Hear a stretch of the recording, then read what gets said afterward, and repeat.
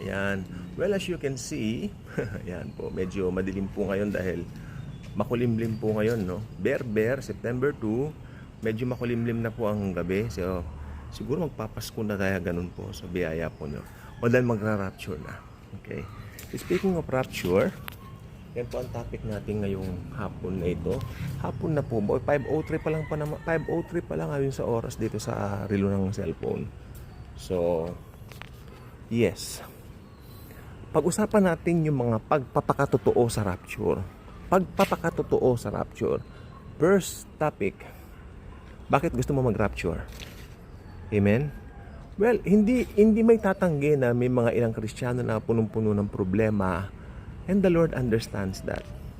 Hindi ka hahatulan ng Panginoon kung gusto mo na mag-rapture dahil nabibigatan ka na sa buhay nito. Actually, kung nag-rapture, makinig mo mabuti. Kung nag-rapture tapos may kabigatan ka, niligtas ka ng Panginoon. Di ba? I mean, ganyan si Lord. Tama na yung mga judgmental na.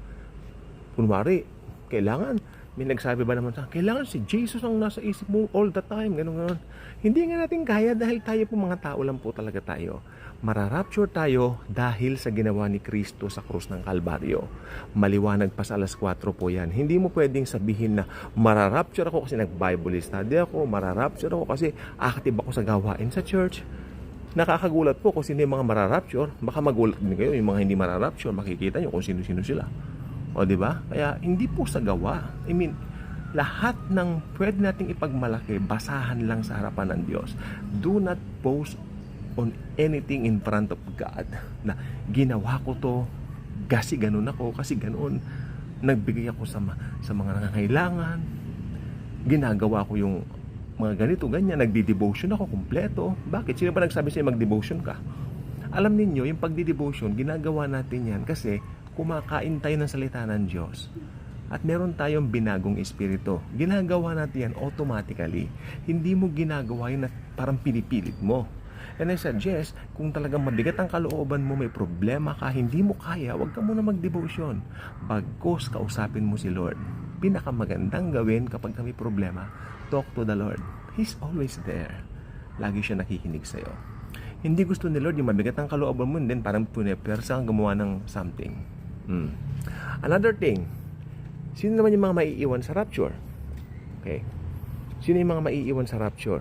Ang dami ko napapanood dito mismo sa platform na ito na YouTube, na sabi nila maiiwan daw yung mga hindi nagseryoso. Oh my God, yung mga hindi nagseryoso sa buhay Kristiyano, yung mga hindi nagseryoso sa Bible study, yung mga hindi umahati ng church, maiiwan daw. Ha ha ha. Nowhere in the Bible yung mga ganyan.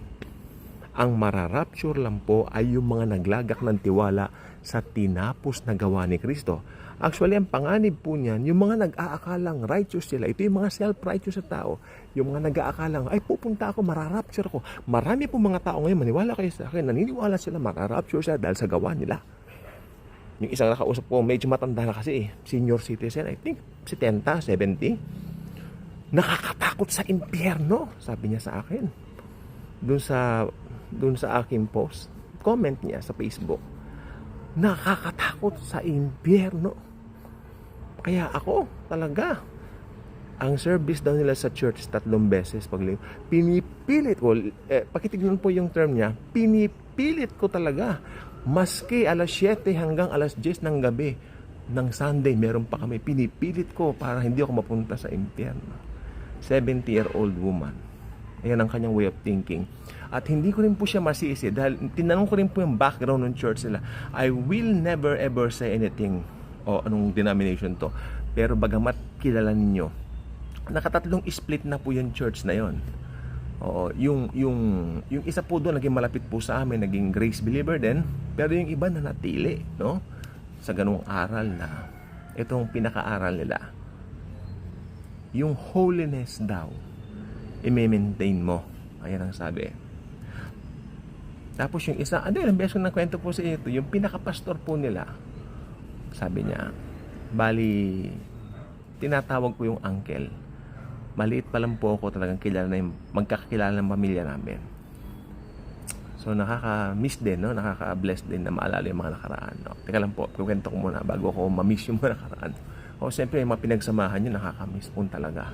At natanong ko po siya, isang araw po kasi nagkukutikot siya ng bisikleta niya. Nagkakwentuhan lang kami. Uncle, nawawala po ba ang kaligtasan? Aba, ang reaksyon niya, abay, syempre, nawawala. Gumanon siya. Uncle, puso mo, relax ka lang. Tinanong ko lang eh. Oo, nawawala yan. Pag hindi ka nag-ingat na yan, mawawala yan. Okay, fine. Tapos, nagtanong ako yung striking na tanong.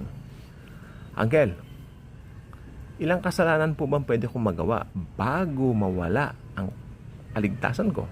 Tinanong ko, how many sins po ba ang kailan pwede kong makomit bago mawala, para mawala ang kaligtasan ko?